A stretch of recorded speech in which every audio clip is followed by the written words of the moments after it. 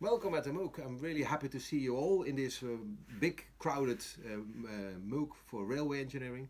I think you can learn a lot also from each other. You are from different countries, so please exchange and put everything you like to know on the uploaded screens, or we also read your comments. So feel free, and you also get nice questions. I have them here.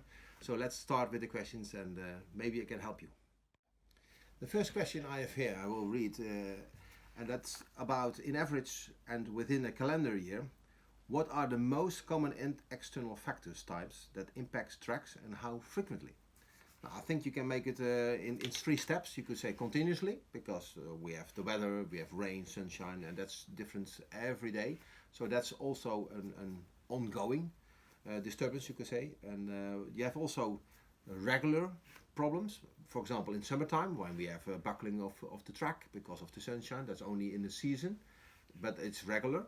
It's coming back every year. There's repetition in there. And also we have incidental problems from the environment. For example, when there's a big hurricane or earthquake or that kind of things. And that could be also very nasty, because then you have a big problem mostly. But on the other hand, it's only an incident, so you can control that more or less to say, okay, once in 50 years you have a problem. But okay, deal with it, because you cannot help that much. So when you look at the continuously things, you have to take it into account, to do some engineering work to say, okay, how can I handle it, how to manage it? So that's the first approach. So I would focus on that, especially the weather, shrinking of the track, etc.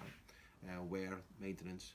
And for the regular things, that is more in depth, so that will be nice for the follow-up, for the professional education. But if you like, you can enroll yourself. And for the incidents, yeah, then just go for the news, I would say. So the next question was about creep, and especially the question is, what is wave action theory of creep? Yeah, it's a nice question. It's not easy to explain here by hand, because I have no cupboard or whatever. I no blackboard. But I think I will upload that in the communication screen. So when you see this link with the Ask the Professor, I always also will copy paste this part of the text. So it's more in depth for the diehards, but okay, no problem. Please look at it, and if you understand, it's fine. If not, maybe you have another question for Ask the Professor for next week. So we all were already there for the last question. The last question is about, when comparing light and heavy rail, on which would you expect more wear and in which more cracks? It's a light rail vehicle, or is it just a heavy track? So please explain. A nice question. I think it's always we always talk about the balance. On one side, you could say you always have wear when you look at the infrastructure. So wear is, for example, when you have a sharp curve, or everything that is not running smooth.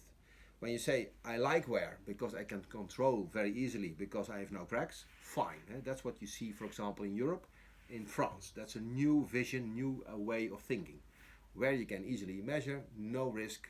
You see when it is the end point of lifetime, so you can replace it, so sleep well. When you say, no, I like to have less maintenance and I like to control the cracks, but then you have no wear, but you get cracks. And cracks is okay, like an airplane, it's full of cracks, fly, no problem, but you have to control it. So then you have another way of maintenance, and other way of management to control the cracks. So I always said to my students, which paint do you like the most? Do you like to have wear, or do you like to have the other side, the cracks? Another that's a question to you. Also, you can say sometimes you don't expect, for example, in a wear regime or in a crack regime, some different way of reduction of lifetime. And sometimes, for example, in Holland we have the high-speed line, and we didn't have high-speed trains. So what can you do? So the decision was made, okay, we have to look in the market, let's take a locomotive. It was a freight locomotive, but then you drive with a freight locomotive with so less speed on a high-speed design. And then you get really funny, not so nice defects.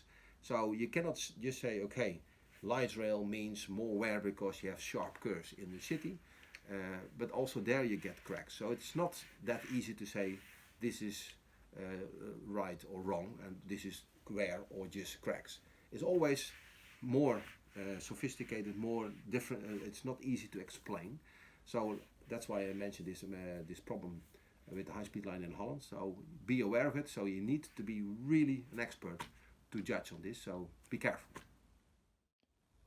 Thank you very much for all these nice questions. I really enjoyed. Hopefully you did as well. Please look at the next phase of this MOOC.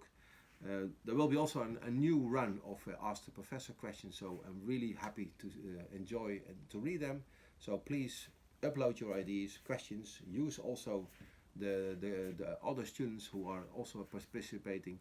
Mostly you see a question, they also have answers in other countries, because of other culture, other way of doing train. So be aware of that and keep on track.